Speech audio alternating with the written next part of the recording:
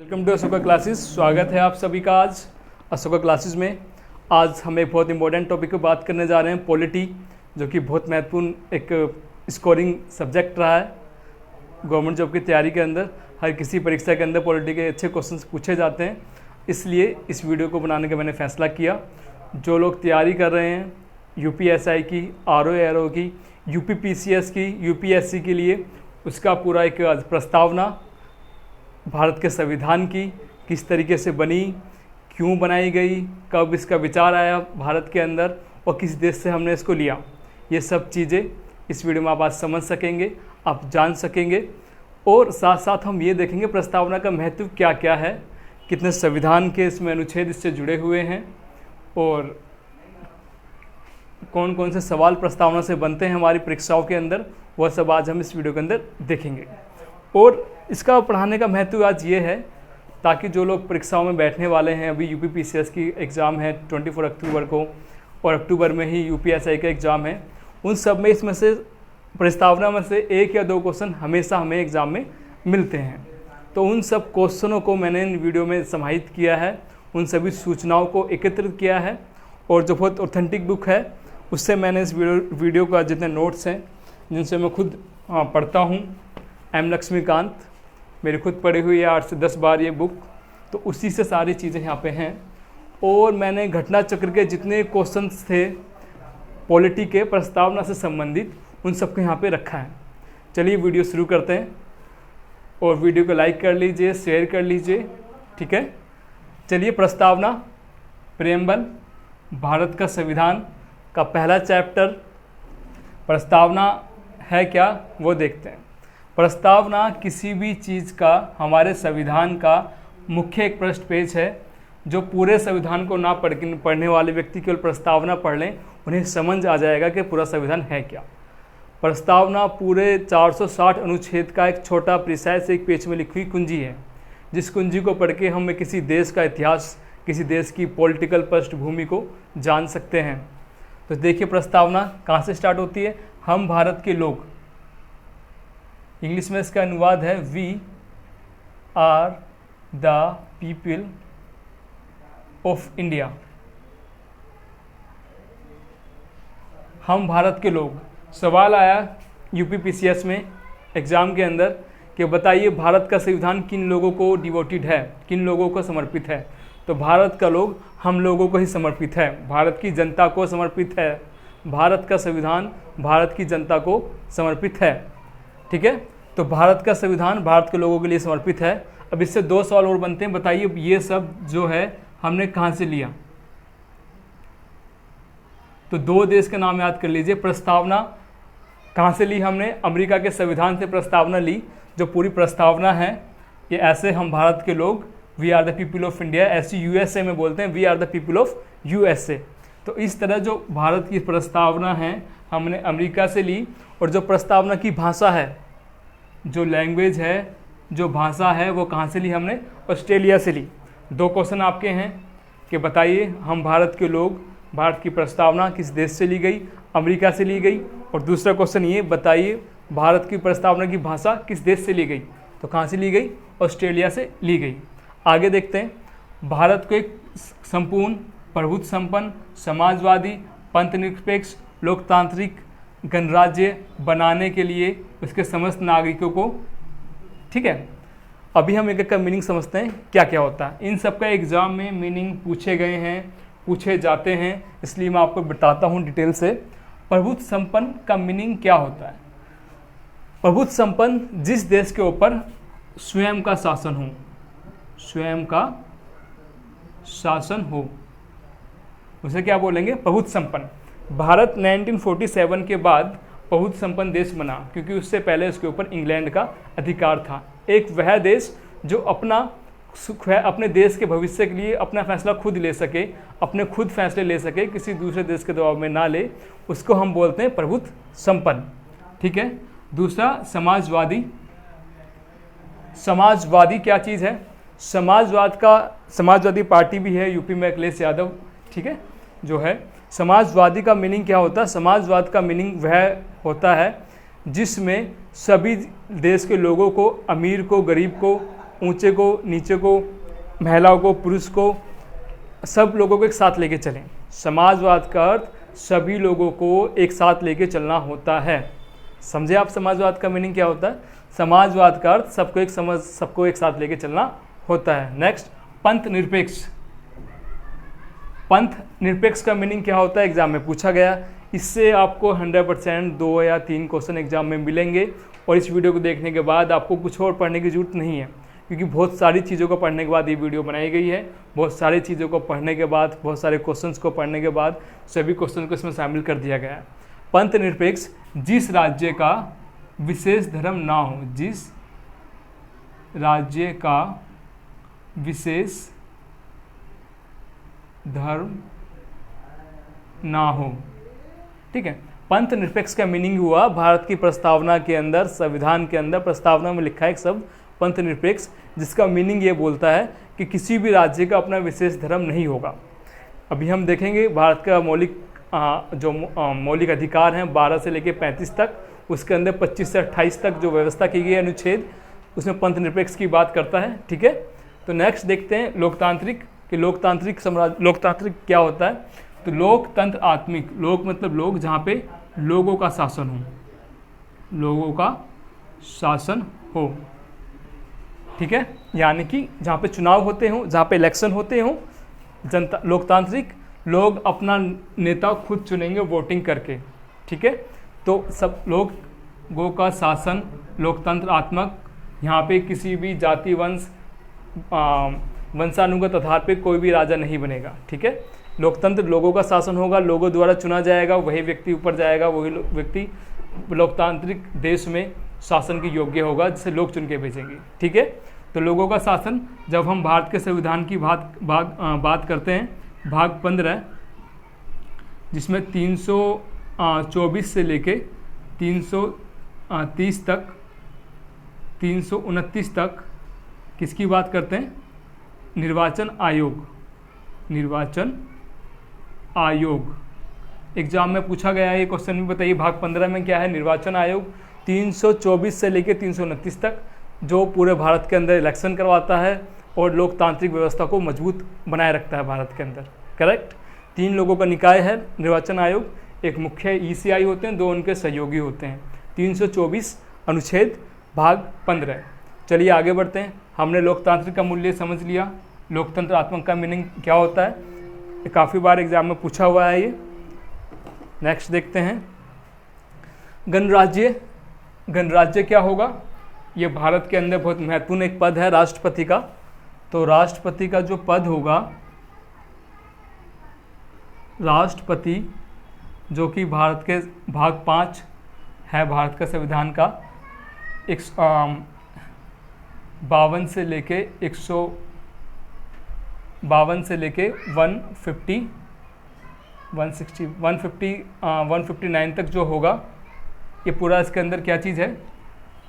ठीक है, भाग 5 है और भाग 5 में राष्ट्रपति, अनुच्छेद 52 के अंदर लिखा राष्ट्रपति। तो गणराज्य यह बोलता है कि कोई भी वंश के आधार पर शासक नहीं बन सकता, शासक नहीं बन सकता है। ठीक है, तो गणराज्य समझ आया आपको? ये पूरा है। अभी तक हमने इन 2 लाइनों का सार समझा। भारत के लोग, संविधान भारत के लोगों के लिए समर्पित है। ठीक है, प्रभुत्व संपन्न समझा, समाजवादी समझा, पंथ निरपेक्ष, जिस राज्य का अपना कोई धर्म ना हो, लोकतांत्रिक, जहाँ पे चुनाव के माध्यम से भारत का प्रधानमंत्री चुना जाएगा, प्रत्यक्ष और अप्रत्यक्ष तरीके से लोकतंत्रात्मक है हमारे यहाँ पे। गणराज्य, भारत का राष्ट्रपति, वंश के आधार पर राष्ट्रपति का बेटा राष्ट्रपति नहीं बन सकता, यह गणराज्य का मीनिंग होता है। दूसरा देखते हैं, अभी इसको हम कंप्लीट कर लेते हैं, इसके थोड़ी सी डिटेल्स और हम देख लेते हैं।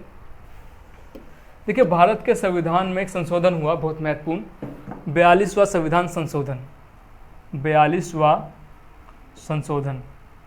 ठीक है, ये हुआ सन 1976।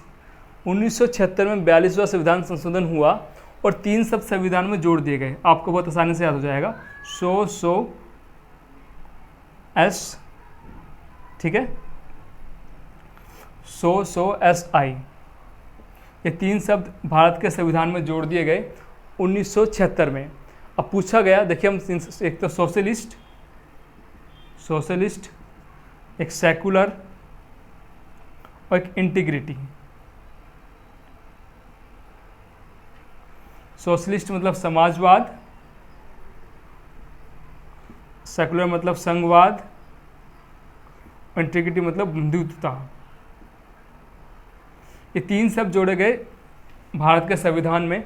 तो समाजवाद यहाँ पे है, मैं इसलिए आपको बता रहा हूँ कि 1906 पूछ लेगा कौन सा प्रस्तावना में उस समय नहीं था जिस समय देश स्वतंत्र हुआ, संविधान लागू हुआ। ठीक है, तो ये तीनों शब्द याद कर लीजिए आप, सो एस आई। ठीक है, सो एस आई आप याद कर लीजिए, सोशलिस्ट, सेकुलर, इंटीग्रिटी।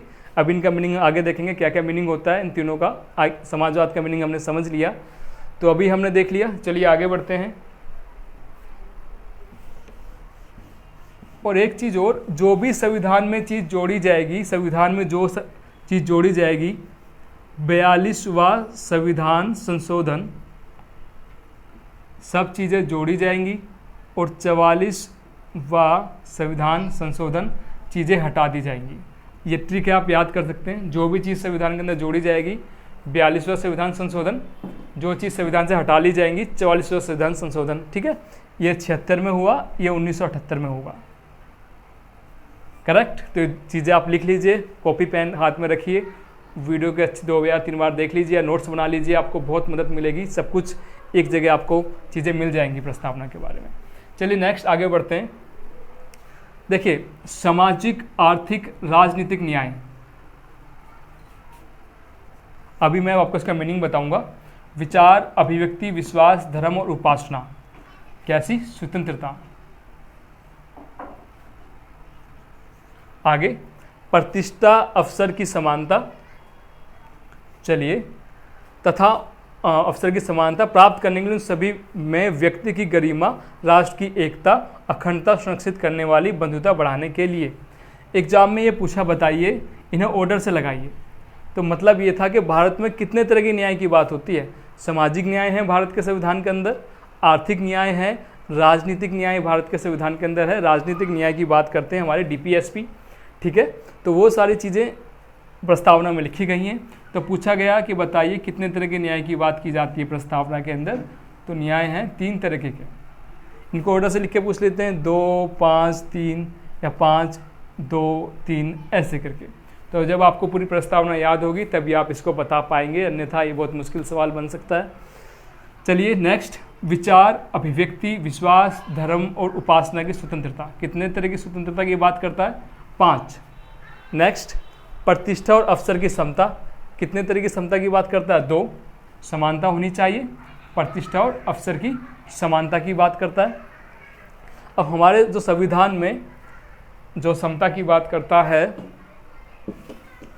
हमारे संविधान का भाग 3 जो फंडामेंटल राइट्स हैं, यानी कि मौलिक अधिकार,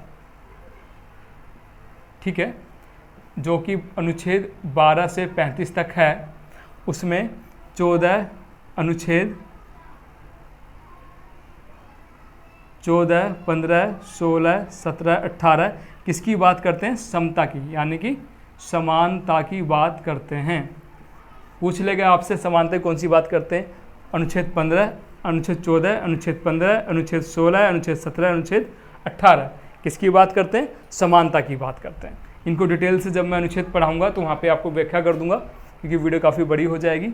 नेक्स्ट देखते हैं, सब में व्यक्ति की गरिमा और राष्ट्र की एकता, अखंडता सुनिश्चित करने के लिए, ठीक है। इंटीग्रिटी मतलब एकता, इंटीग्रिटी का मतलब बंधुता, सुनिश्चित करने वाली बंधुता बढ़ाने के लिए बात करते हैं। दृढ़ संकल्प होकर आज इस संविधान सभा में तारीख, देखिए तारीख बहुत महत्वपूर्ण है, 2 भारतीय इतिहास के अंदर, राजनीतिक इतिहास के अंदर। एक तो 26 नवंबर 1949 और एक 26 जनवरी 1950। इन 2 तारीख का मैं आपको बताता हूँ क्या क्या चीज़ें हैं। देखिए 26 नवंबर 1949 संविधान लागू हो गया, संविधान लागू हुआ, ये 2 सवाल एग्जाम में बहुत बार बहुत कन्फ्यूजिंग, बहुत पजल करते हैं। आज के बाद आपके पजल नहीं होगा, ठीक है। और दूसरा, 26 जनवरी 1950 को संविधान पूर्ण रूप से लागू हो गया, पूर्ण रूप से लागू हो गया। अब देखिए, केवल 26 जनवरी 1950 को संविधान के 15 अनुच्छेदों को लागू कर दिया गया और बाकी पूर्ण रूप से जो बाकी अनुच्छेद थे उन्हें यहाँ पे पूर्ण रूप से लागू कर दिया गया है। आज उस समय 398 अनुच्छेद थे, आज भारत के संविधान में 460 प्लस अनुच्छेद हैं, ठीक है। आगे बढ़ते हैं। दृढ़ संकल्प होकर अपनी संविधान सभा में मिति मांग स्वरूप सप्तसम्मति शुक्ला सप्तमी 2006 विक्रमी में आज तारीख 26 नवंबर 1949, अभी हमने देख ली, को एकत्र द्वारा इस संविधान को अंगीकृत और आत्मसमर्पित करते हैं। तो पूछा गया सवाल यही था जो शुरू से हम स्टार्ट करते आ रहे हैं, बताइए भारत का संविधान किसको अंगीकृत और आत्मसमर्पित किया गया है। तो सवाल हमारा यहीं पे वापस आ जाते हैं, भारत के लोगों को। तो ये सब चीज़ें हैं इसके अंदर। कुछ भी आपसे पूछा जाए प्रस्तावना के बारे में इंटरव्यू के अंदर, यूपीएससी के इंटरव्यू के अंदर, सामान्य आपके जीवन में ऐसे लिखते समय, ऐसे राइटिंग लिखते समय, ये सारी चीज़ें हम वहाँ पे बता सकते हैं कि ये सब चीज़ें एक प्रस्तावना के अंदर होती हैं। हमने बात की इनका कौन से 3 शब्द बाद में जोड़े गए, तो 1976 में सो SI, ये 3 शब्द भारत के संविधान में 42वें संविधान संशोधन में जोड़े गए। तो हम भारत के लोग भारत को संपूर्ण प्रभुत्व संपन्न, समाजवादी, पंथनिरपेक्ष, लोकतंत्रात्मक गणराज्य बनाने के लिए इसके समस्त नागरिकों को सामाजिक, आर्थिक, राजनीतिक न्याय, विचार, अभिव्यक्ति, विश्वास, धर्म और उपासना की स्वतंत्रता, प्रतिष्ठा और अवसर की समता प्राप्त कराने के लिए तथा उन सब में व्यक्ति की गरिमा और राष्ट्र की एकता और अखंडता सुनिश्चित करने वाली बंधुता बढ़ाने के लिए दृढ़ संकल्प होकर अपनी संविधान सभा में आज तारीख 26 नवंबर 1949 को एकत्र द्वारा संविधान को अंगीकृत आत्मसमर्पित करते हैं, ठीक है। इसमें एक विशेष छोटी सी सूचना और मैं देना चाहता हूँ इसके अंदर। देखिए, संविधान में कुछ शब्द हमने 2 देश की क्रांति से लिए हैं, एक है रूस, एक हम देखते हैं फ्रांस की क्रांति से, ठीक है। दूसरा जो हमारा है रूस की क्रांति से।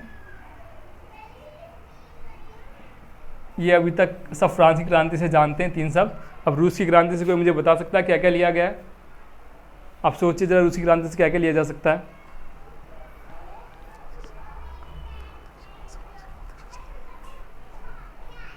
चलिए देखते हैं। रूस की क्रांति से सामाजिक, आर्थिक व राजनीतिक न्याय। कहाँ से लिया हमने लिया रूस की क्रांति से। तो क्वेश्चन पूछा हुआ है, बताइए रूस की क्रांति से क्या लिया हमने? तो सामाजिक, आर्थिक, राजनीतिक न्याय किस देश के हैं? रूस की क्रांति के। और फ्रांस की क्रांति के आप देखिए क्या क्या लिया है इस पूरी प्रस्तावना के अंदर। गूगल कीजिए, आप खुद सर्च करिए क्या फ्रांस की क्रांति से लिया है, कितनी इंपॉर्टेंट क्रांति थी, कब हुई, ज़रूर क्वेश्चन आपको मिलेगा। ये पूरा कॉन्स्टिट्यूशन का प्रस्तावना है। ये प्रस्तावना ही हमारे संविधान को जस्टिफाई करती है, हम सबको पता होना चाहिए भारत के नागरिक होने के नाते। मैं इस वीडियो को यहीं पे ख़त्म करता हूँ। इस नोट्स बना लीजिए, वीडियो को 2-3 बार देखिए, अच्छे से पढ़िए। कोई भी क्वेश्चन होगा इससे बाहर नहीं मिलेगा आपको।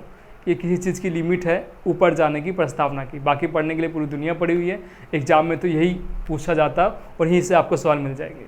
आप कुछ भी खोल लीजिए, कोई भी किताब खोल लीजिए, प्रीवियस पेपर देख लीजिए, प्रैक्टिस सेट देख लीजिए, आपको प्रस्तावना के सारे क्वेश्चन यहाँ से मिल जाएंगे।